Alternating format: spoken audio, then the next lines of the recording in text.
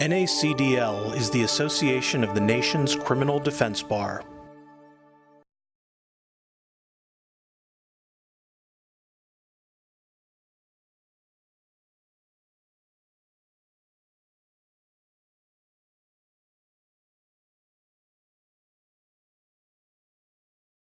So my goal today is to talk about adolescent brain development.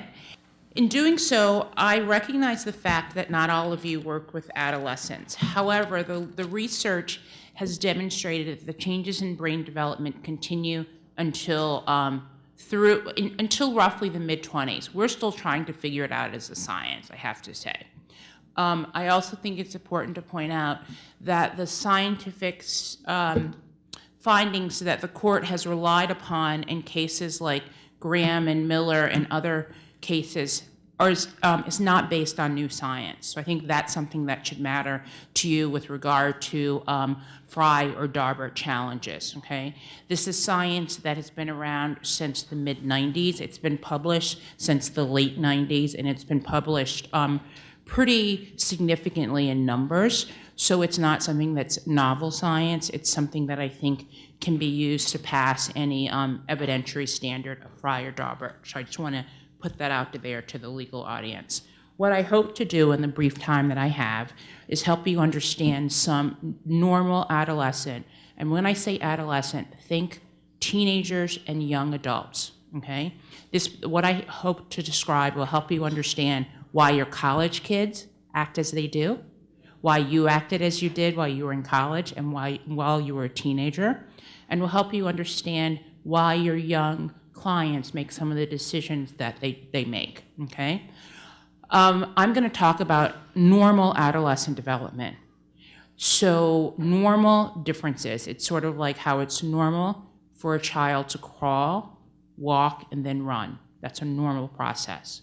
But there are things that make it so that the child can crawl but not be able to walk or not be able to run. Those things that change the normal development, I'm not gonna have time to get into that today. So I'm just letting you know what to expect and what's normal. Okay, there are different domains of a person's life, and I'm not going through all these domains, and this Venn diagram applies to anyone's life, be they an adult or a child. The only one that I'm gonna focus on is the brain. We know that there are different times in our lives and in our day where, because of something that's happened, one circle or one domain takes over and is more efficient or overshadows the other one. For example, I was up until about 2 o'clock working on a report last night. So I imagine my cognitive circle is very small right now. And that's what happens sort of in life, or we get very emotionally aroused, that circle becomes huge and our cognitive circle becomes very small. And this applies to all of us. Okay. The thing to keep in mind is age is not an indicator of where you are in any of those domains or circles. Age just tells you how long you've been on Earth, okay? It does not tell you about your development. I have been this tall since I was a 5th grader, all right? That I am 5'10" and a half unless I've started to shrink. Now, as a 5th grader, my cognitive development was no greater than any other 5th grader. My emotional development was no greater. It was probably somewhat immature in many ways, and but yet people would treat me as if I were an adult when they just saw me, okay? And then they couldn't understand why I wasn't responding as an adult would, because I didn't have, and we shouldn't expect a person just based on one circle. It doesn't tell us where they will be in the other circles in my domain picture. Okay, so I just want to keep that in mind because I would like you to keep in mind that age and size is not indicative of where someone is developmentally, so that when you're working with your client who you have to look up to, and it's a 18-year-old male, and you have to look up to him, and he says something that to you seems so immature, it's probably a very normative thing that he's just said, and you've forgotten that this 18-year-old man doesn't have the same, his brain is still developing, and he's not where your brain should be, especially given that you've all gone through law school. So now I'm gonna talk to you about things that are related to the brain. During adolescence, the brain undergoes significant changes in gray matter and white matter. And this is just a diagram to let you understand, and I'm going to depict something in a second to help you with that. A lawyer that I respect once asked me, why do I care about these internal changes of the brain and the brain structure? And I want you to understand it because I think that if you can understand that there are these changes that happen in the structure of the brain that we don't see, and needing to understand that will help you then understand and appreciate how the brain is changing of an adolescent.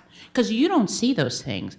At most, you can see the signs of puberty. You can hear the boy's voice crack, that sort of thing. But that is the tip of the iceberg in terms of the changes. So there are two major structural changes that happen.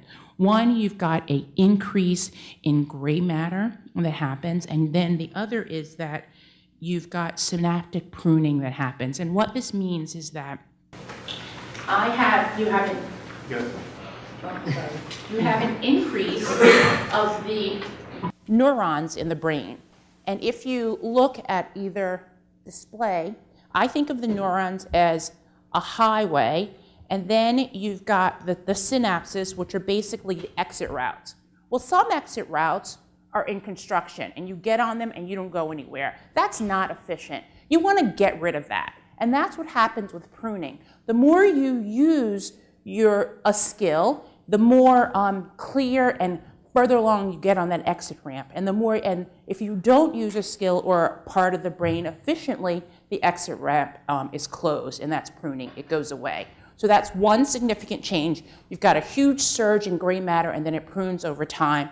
The other significant change is myelination, now, myelination allows the messages and the messages to go efficiently from one synapse to the other, okay? So it's it's a coating around the axon, and so it allows for efficiency. We understand how important this is with MS, because MS is demyelination, and that's when the messages don't go from one synapse to the other efficiently. And you'll see that sometimes people with MS can't move their body as they hope or as they tend to. It's that sort of thing, because you've had a decay in the myelination. And I like to think of myelination, do I have a good, okay, yeah. This is a coating that covers the wires that go here, okay? We all know what happens when this coating starts to fray. If you're a person like me who sometimes doesn't wrap their cord to their computer, after a while you have to jigger it to make it work, right? That's because the coating isn't there and it may have been cut and the electricity isn't going efficiently, and so that's what happens. And that's what happens in myelination. So we have this increase of myelination, an increase of efficiency during adolescence. Well, that's a good thing, right? Because that means that messages can go from one side of my brain to the other, from one lobe to the other efficiently. Yeah, good thing. But the problem is my brain is actually still developing. So therefore, I can't maximize this efficiency yet. So you've got two structural changes that are happening during adolescence. Now, there's also two system changes that are happening. You've got a cognitive control system. This cognitive control system is different parts of the brain, but one part that is involved is your prefrontal cortex and different aspects of that. The prefrontal cortex is super important. It's the part of the brain that allows you to slow down and think, oh my, is stealing this car a good idea? It allows you to think, if I do steal this car, what might happen? If you're a kid, you think, my friends are going to like me, and that's all you think. But if you're an adult, you can think about more potential consequences, like, I might go to jail if I do this, right? But if you're an emerging adult, you may not, an adolescent or an emerging adult, because your cognitive control system is still developing, you're not going to get to the same level of thinking that a person who has this already developed would do. That's why when you ask a kid or an emerging adult, what were you thinking? They often say, I don't know, I wasn't thinking. And it's true, it's so lovely, so don't ask them that, because all you've done is made them feel bad, right?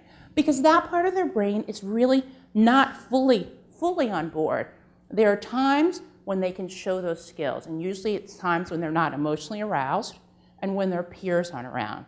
So they're in your office and they say to you, I'm not going to violate probation. I know I can do this. I can stay away from my friends. I can stay away from weed. And they believe it, and that's how their thinking is. But then when their peers are around, a different part of their brain is activated, and it makes it so that that's all out the door, okay? Now, the cognitive control system is slow to come on board.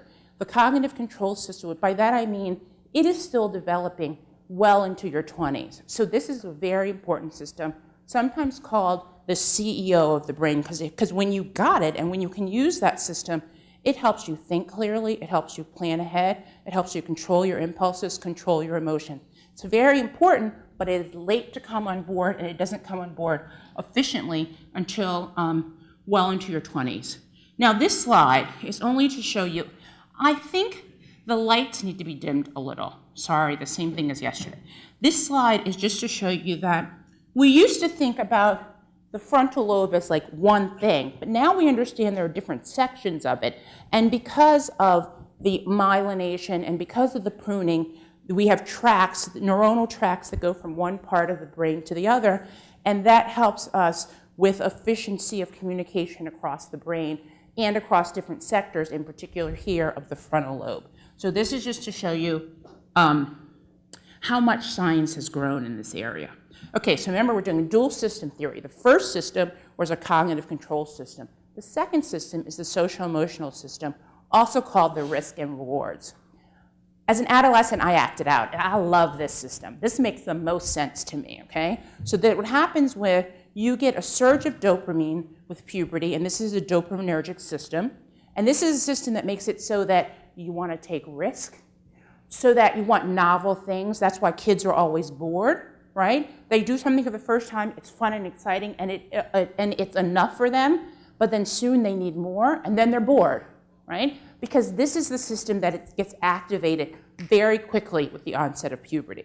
So you've got this system that wants risk, that wants to take risks, novel situations, and that's going really fast. And the system that would say, whoa, slow down and think it through, that system's not fully on board yet. That's the cognitive control system. So there is this mismatch. Oh, thank you for shaking your head. That means I'm making sense. Thank you. So there is this mismatch of the two systems. That's adolescence and emerging adulthood. That is a problem. That is a normal developmental process. That's what I want you to take home. That's why. And if we're all honest, when we were an adolescent or an emerging adult, we did things that don't make sense. We did things that we look back now and we think, thank goodness I'm alive, right? Because I didn't think about it.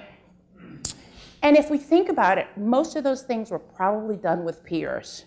I'm going to show you research that talks about the influence of peers on the brain so that you didn't even understand that having your peer near you made you make riskier decisions, and those decisions felt better. And it's your brain that's doing this. It's not that you're making a conscious choice. That's what we now know because of the fMRI studies. I think that is exciting. And you remember our grandmothers used to say things like, you'll get better when you get older, just get through this, right? So your grandmother always knew that it would get better. Well, now science helps us understand that that's in fact so, that we use these fMRI studies, and since I've used that word twice, I will pause and define it. So an fMRI machine is a functional magnetic resonance imaging machine. It looks like a donut. I usually have a picture of it, but I don't in this presentation. It looks like a donut. You get on this bed, you slide through, and it takes pictures of your brain,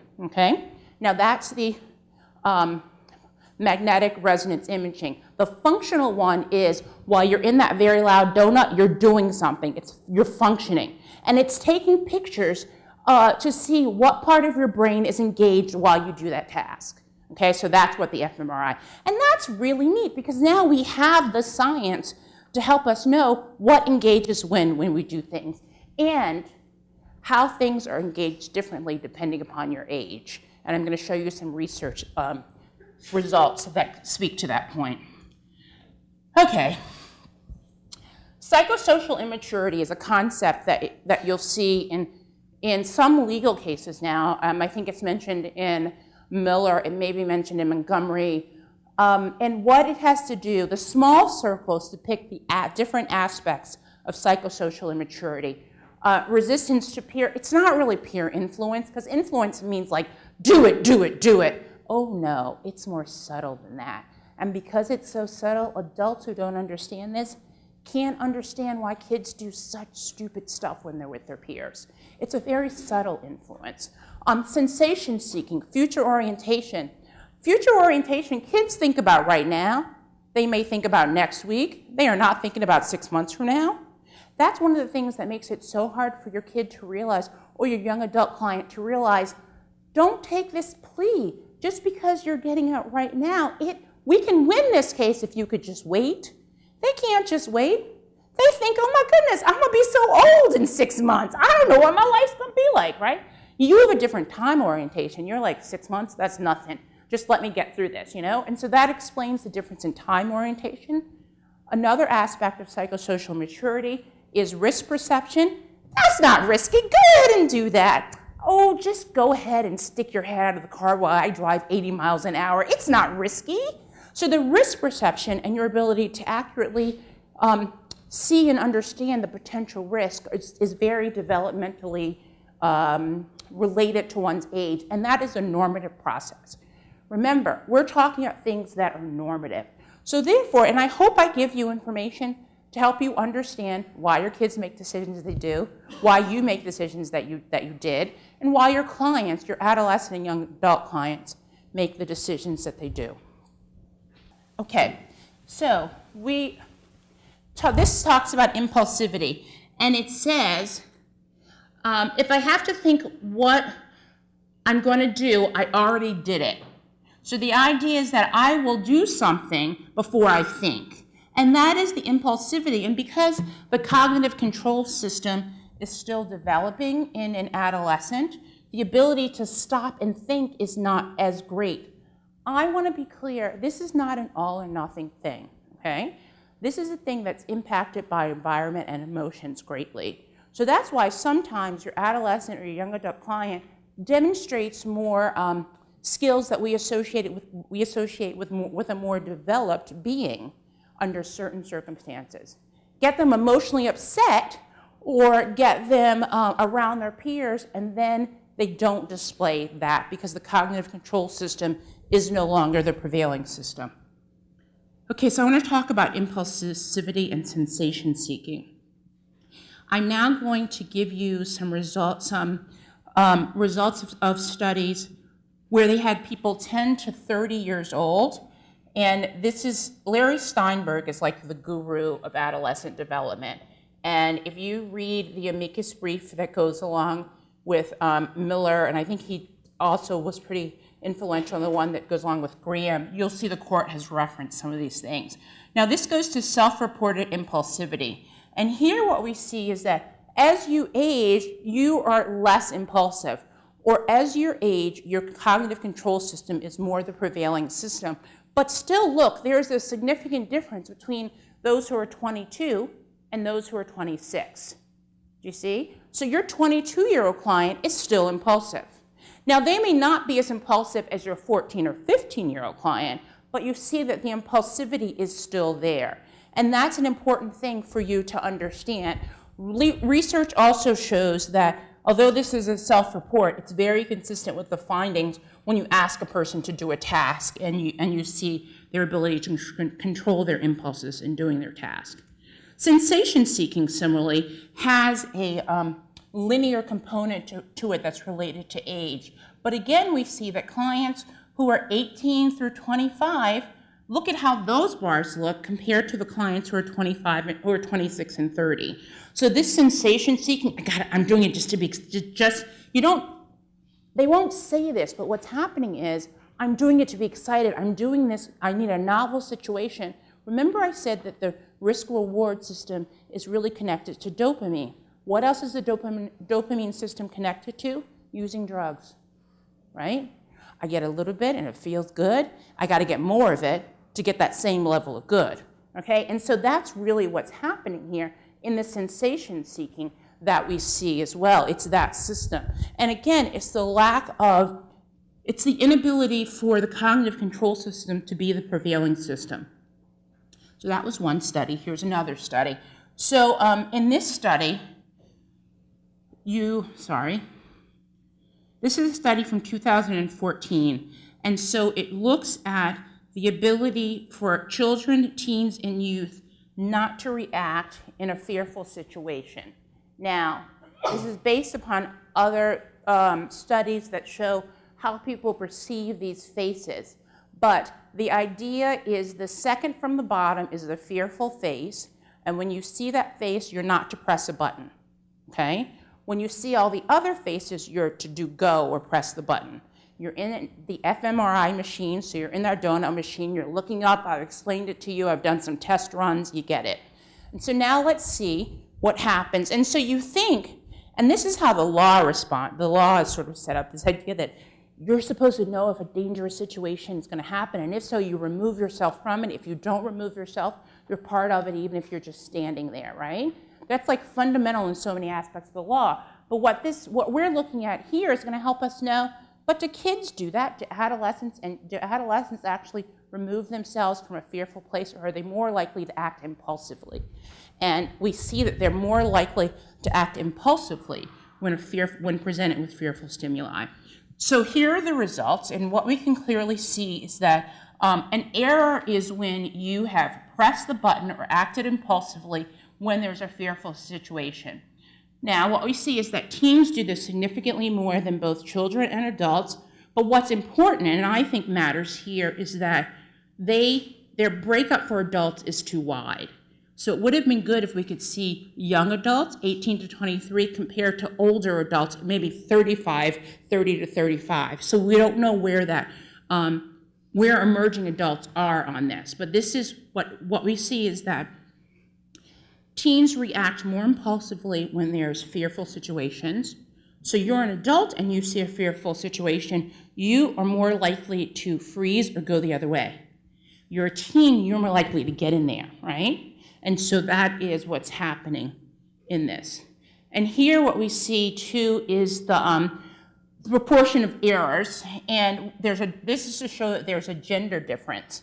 Males make more errors. They act even more impulsively than females. And you see that all the time, okay? And this is consistent in the literature about developmental differences.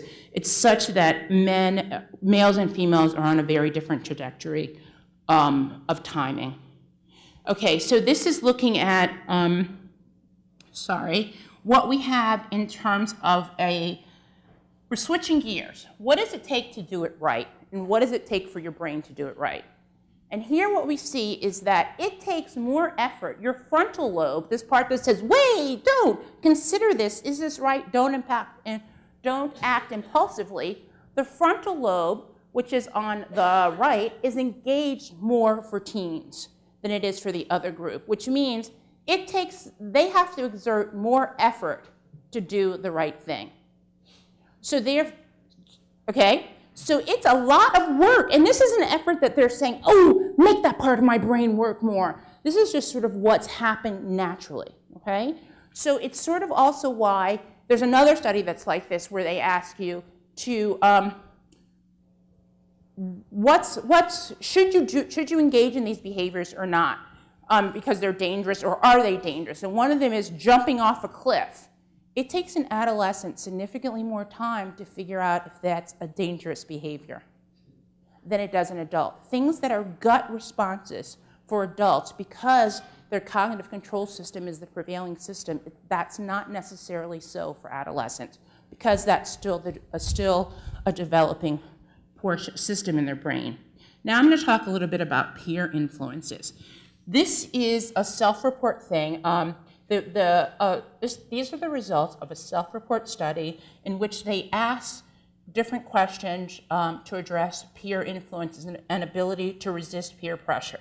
What we see here in the orange line is that ability to resist peer pressure increases until you're about 18 or 19. So from 14 to 18, it's increasing, and then it steadies off, okay? That's how people report. But when I go to the doctor, I always report that I exercise every day. But in reality, I exercise like once a month if I'm lucky, okay? So what we report is not always what we do.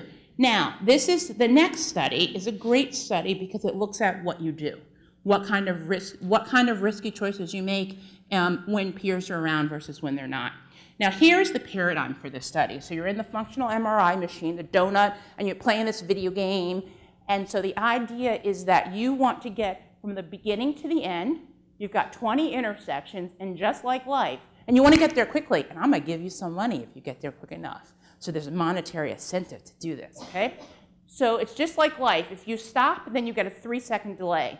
If you go through the intersection, you could be successful and not get a delay, or you can see the thing that's on the bottom right, which is a crash, and you get a 6-second delay, okay? That's just like life. Like, haven't there been times that you're driving really fast because you're late and you think, well, if I get into an accident, I'm going to be even later, right? And so this is what this is, and this is the paradigm here. Now, in this study, so the person is in the fMRI machine, and in the next room with the guy who's monitoring the instrument is a friend, because I've asked you to bring a friend. And at some point, the friend says to you, hi there. Hi, Johnny. How you doing? Okay, the friend doesn't say, Johnny, you're not going fast enough, go. They say something really bland like hi. So we've got the conditions where the friend says nothing, and that's considered the alone condition. We've got a condition where the friend is in another room but says something, and because you're in that loud machine, you can hear it in the intercom through the machine. And that's called the present condition. But keep in mind, that's really not present because your friend isn't in that machine with you. It's too cozy a space to have two people in there, okay? So your friend's not in there, they're actually in another room, but the thing is that you believe the friend is watching you. So now let's see what happens. What we see is that, adolescents make significantly more risky decisions, what do I do at that red light, than any other group when they believe their peers are watching. There's no significant difference alone, okay?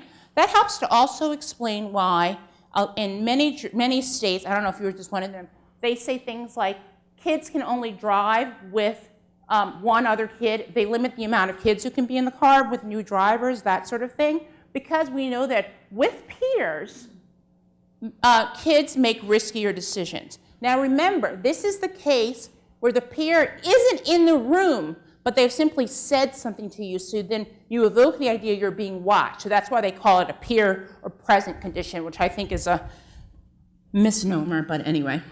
So this also looks at not every risky decision ends in a risky outcome, because remember, you could either go through the light successfully or you crash. And here we see the differences in the risky outcomes, such that adolescents, when they're peers, their decisions also resulted in riskier outcomes. So now let's see, though, how is your brain working? Okay, the social emotional system is on the right, and the cognitive control system is on the left. And what we see is that social emotional, that risk system, that means I want novel things and I want rewards, that system is far more active for an adolescent when their peers are watching. Do you see? So your brain is functioning really differently. And so it's not like, I remember my mother used to say, you make the dumbest choices with your friends, right? As if I was choosing to, and I would be like, oh, you don't know what you're talking about. I made good choices. And they were bad choices, right? Because I was like, I'm not choosing to act differently. And here's what we see. They're not making a conscious choice. They're developmentally, in a normative way, their brains are functioning differently. The brain functions differently, therefore the behavior is different. And this is a normative process. So, okay, how does family fit into this? So I love the next study, but I can't. Mother knows best. This study, they use that same paradigm of that, okay? But instead of a friend in the next room, it's your mother, okay? And so in the mother present condition, mother says something like, hi, Johnny, okay? She didn't say something like, Johnny, drive safer, I don't want your insurance going up or anything like that. She just says, hi, Johnny. In the alone condition, mother says nothing. What do we think happens? It's just what you expect. When the kid thinks their mother is watching, they drive safer, okay? And so alone, which is when you're by yourself, versus other. And this shows that there's a buffering effect, okay, of at least believing your parents are watching you. That is why you can make such good decisions when you're with your mama. That is why mama says, I can't believe my son did this. My son doesn't act this way. And I think, they don't when they're with you. They're not wired to act this way when they're with you. But when they're by themselves or with their friends, different story, right? So, and now we have the empirical evidence to help us understand why this is so. I love that idea. There's another series of studies from the same lab that also talks about the quality of relationships with parents. So I think I'm sorry, you were following on in the iPad, but you don't have these because they added them in last night because they got really excited about this idea last night. So sorry about that. I'm getting back to where I was. So something that is another series of studies looked at, I don't want to give it away, so that's why I'm pausing. Oh yes, okay. Risk and rewards was also something that we're going to talk about, but this study, and this has to do with the effect of family, really, and the kid's perception of the effect of family. I am going to follow young adolescents for a year, and in the beginning of the year, I'm going to have them do a may have to make risky decisions in my functional MRI machine. And then in a year later, I'm going to have them do the same thing. I'm going to, that second time you come in, give you a questionnaire to talk about your perception of your family relationship, okay? I'm going to look at if there are difference in risky decisions based upon whether or not you, the youth, perceive your family as being increasingly conflictual since the last time, okay? So the idea is, how do you perceive your family in terms of its cohesion and conflict over the past year? Those kids who perceived an increased conflict and a decrease in cohesion in their family made riskier decisions, okay? So just as there's a buffering effect by parents, by family, there's also effect that could promote, there's also the ability to promote risky decisions. But what this also speaks to the idea that family is important, right? Kids will say, it's my friends, it's my friends, it's my friends. And I always tell parents, yeah, but you are still important. Don't give up. Stay in the game. Stay in the parenting, because it's a very important role developmentally. And now, through these studies, we can understand what the impact is. Okay, so there's also, in terms of risk and reward, in this study, they asked adolescents, court-involved and non-court-involved, it's not just adolescents and young adults, they gave them different scenarios, such as getting into a fight, stealing, that kind of thing, and they asked them to identify potential risk and rewards, okay? So, if I said to you, because you just happen to be sitting up here, can you tell me some potential risk and reward with getting to a fight for you? Okay, but is it a risk? I need things that would go in a risk column and things that would go in a reward column. So what are risk versus rewards of getting involved into a fight? Getting in trouble. Getting hurt. What? Oh, getting a win. Okay. Getting arrested. Getting better. No, I don't want you to do it as if you're a kid. I want you to do it as if you're an adult. Is that how you feel like you want to, it increases your rep? Does it increase your rep among your peers? Okay, right? So I don't want to do that. I want you to do it as an adult. I'm sorry, I should have been clear. Because, okay, so if we do it as an adult, you've thought of 3 risk and 1 reward, right? So I would say that you would be just showing a risk bias because you see more risk involved, right? What we see is that for adolescents, it's the opposite. You give them the exact same scenario, they can think of more good things from it, okay? Stealing, I get what I want. Stealing, you know what I mean? There are all these things where the idea of getting in trouble is not even on their list, right? So, and then this is what we see as a normative developmental process with kids who are involved in the legal system and kids who are not involved in the legal system. And what you see is that there is a developmental curvilinear trend in this. But I think that the idea is, so they are primed to see rewards where you, with your fully developed brain, are going to also see the potential risk. And because your cognitive control system is the prevailing system, you're going to be able to more appropriately weigh those risks and rewards. And you're going to be able to more appropriately control your impulse to decide, should you really do this, right? Because if you get into the fight and if you get arrested, my goodness, can you still be a lawyer after that? Do you see what I mean? You might, and that might help you realize, maybe I should just, well, I don't know the answer to it, but you know what I mean? But it might help you realize, maybe I should just walk away, okay? And so you can think it through before you do it. Whereas if you're an adolescent and young adult, your ability to do that may not be as successful. Do that, I mean thinking it through, control your impulses, and identify appropriately the potential risk involved because you're not there yet developmentally. And this isn't, one second, this isn't because you're a special ed student. This isn't because you've been smoking dope since you were 13, right? This isn't because of any of that. It's a normal process that I'm talking about.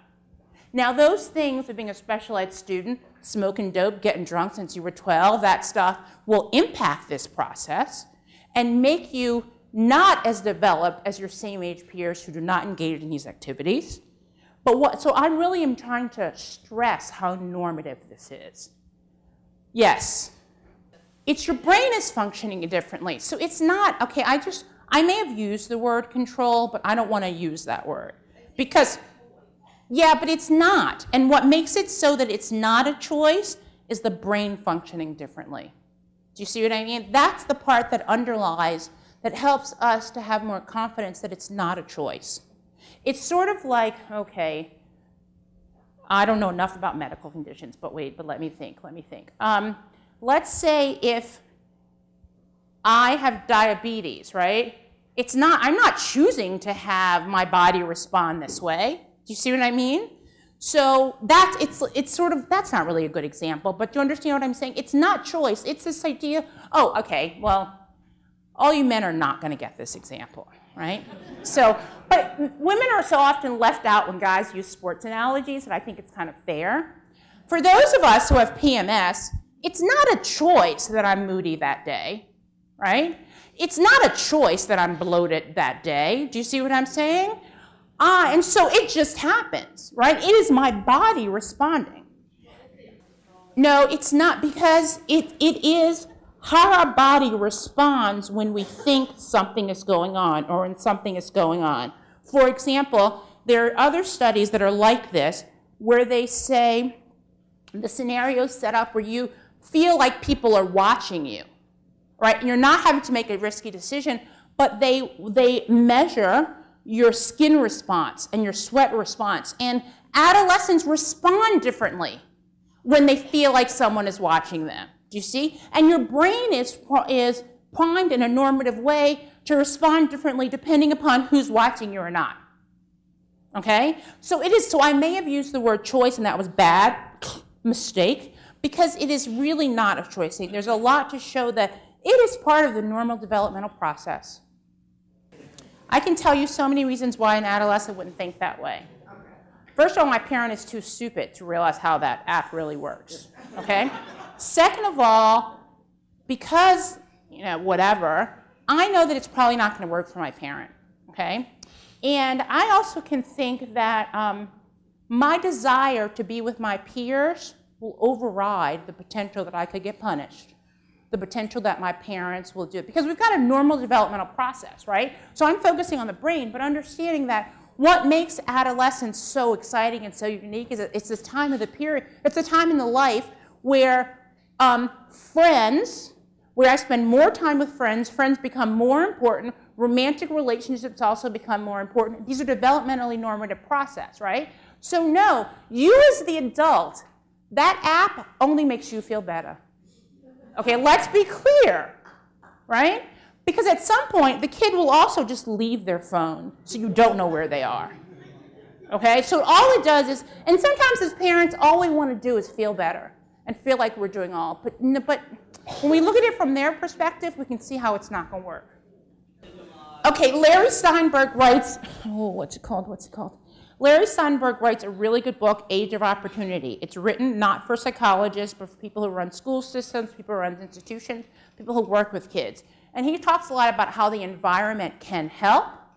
I think of it as helping like scaffolding, where if you take it away, stuff could fall down, right? But while it's up there, it's really helping. And that's what we do at the dinner table. Well, how come you hit this person? Why do you think that what do you think that they were feeling when they did this? You help learn empathy, you help all these things, but still get them in their other situation, they don't. So I'm not sure you can rush it the same way. You know those people who try to train their kid to use the toilet when they're 6 months old? And those parents get really frustrated, right? Because some things you can't rush. Some things you can help. You could help prepare your kid to be like wanting to be the big boy and use the toilet when you're 2 or 3, right? But you can't really start that 6 months old doing it. So there might be some environmental things that you can do. What you can also do is help create situations where there is they spend more time with a pro-social adult. So therefore their risk system isn't as activated as often. So there are ways you can sort of titrate things. But there's no like speeding it up process. That's been demonstrated. Yes. Oh, Lordy. Okay, well, a character issue,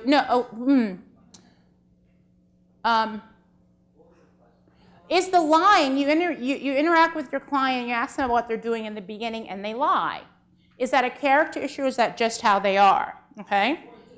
Or developmental issue, okay? So that was the question. I want to say a couple of things. That's such a wonderful, and you cannot believe how loaded that question is. So the things that come to mind are, why should I tell you the truth when I don't know you? Okay, that's my first thing, right?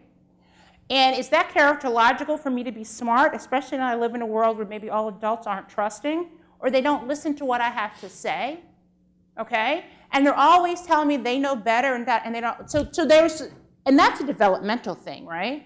This idea of also, my way of an adolescent of seeing the world is so different than yours. I am constantly told by adults, you don't think, you don't do this, because they don't understand how my brain is functioning. So I'm going to tell you a story that I think is what you want to hear so you can respond to me differently. But then as I get to know you and I realize you're not like all these other people, I can tell you what really happened because I know you're not going to judge me. Okay? So I think, and that's, so there are some kids who lie about everything, right? But I think there's often a reason for that, okay? But there's a developmental and a relationship issue that needs to be worked out. So that's that. But I also think that a developmental issue is kids think you adults are stupid, right? You don't know as much as they do. So part of it is I have no problem in our interview saying, I find that hard to believe. Or, do you really think I'm going to believe that? Okay, and that helps the kid kids want boundaries, all right? And that helps them with that. They then see you as being, so that's some of the complication of your question. And well, now that you've added that, okay, I also think it depends upon the circumstances with which that story was first told. Told with the police in an interrogation room, the police have their tactics, somebody did a thing or is doing a thing of false confession, right? So therefore, that's one thing. I say things to my principal so I don't get detention because I want to hang out with my friends and play ball today, right? So the conditions where that first story happened also play a role. Or I said it to my mama because she also said, boy, if you don't tell me what I want to know, I'm going to beat you.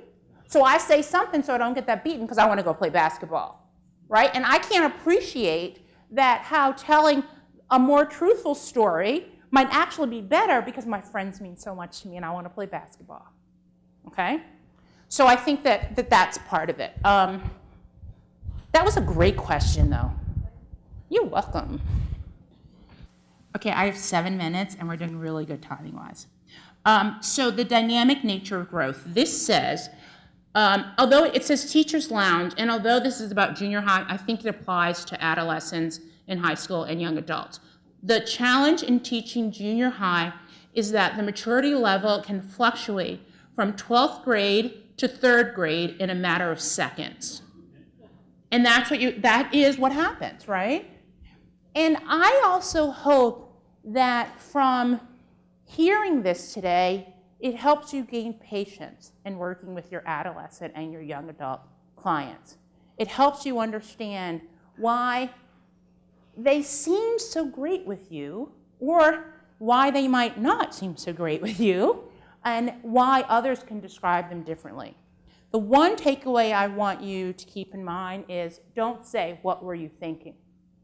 Because so often they're not thinking about the same things, and they can't even generate it. You can instead ask, "Did you think about this?" and give examples. "Did you think about that?" That helps you to appreciate how developed their ability to think about potential consequences were, right? So don't assume the way you think is the way that this young adult or adolescent thinks. And when you start to ask them, "Well, did you think you could get caught?" "Never once thought about it." Remember, because they are reward bias, that makes sense. If you don't understand reward bias, you think, "You're lying to me. How could you not think you would get caught after you crashed the car into a police car?" Do you see what I mean? There are some things where you think, or how could you think the police were going to let you go after you confessed, even if it's a false confession, to a double murder? You really think they were going to let you go home? And they're like, "Yes, yeah," because that was the reward they wanted. Their ability to consider risk in making that statement, even if it's false, are not as developed as your abilities, okay? So I think sometimes by asking young adults and kids, "Did you think about," and asking them specifically things you would automatically think about, you'll appreciate how much they don't think about. And they'll tell it to you like, "Of course I didn't think about getting caught. Like, you're so stupid." Do you know what I mean? And then you're like, "Wow, I'm starting to get it." There are these things that you really don't consider that are obvious to me and to the legal system. The legal system often is based on the idea that you appreciate the potential consequence of doing something, right?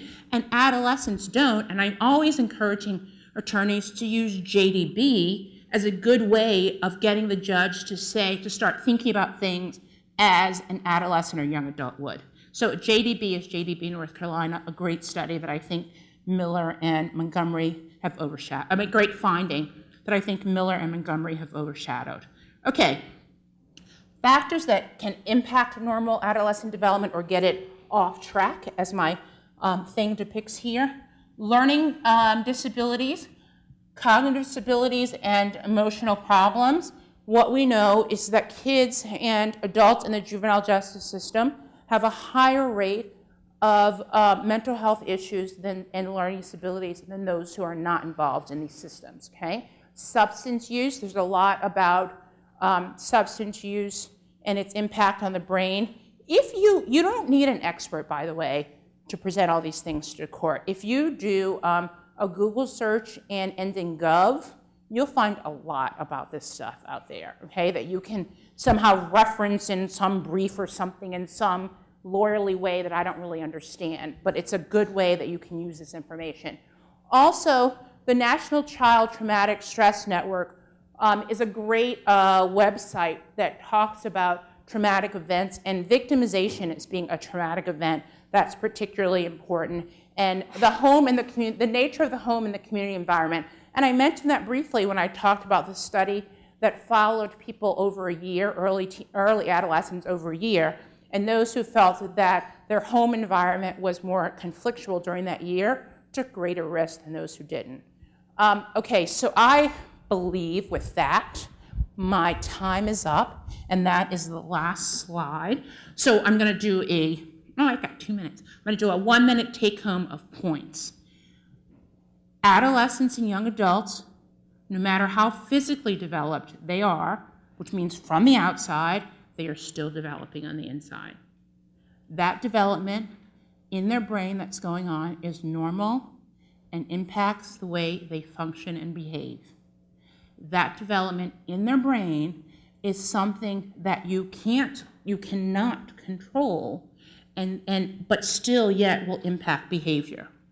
It is not an all or nothing. There are times when their cognitive development could be mature, age appropriate. Those are times when they're going to be alone more likely and not emotionally stirred up, right? That's not how they are when they're with their developmentally. Adolescence and young adulthood is a time period where you're expected to be with your friends more than you're expected to be alone. That kid who's alone all the time, we start to worry about them, don't we? Right? So think about it. If developmentally we want you with your friends, we have to be okay with the consequence, and it's a normal developmental process. Working with kids, don't say, "What were you thinking?"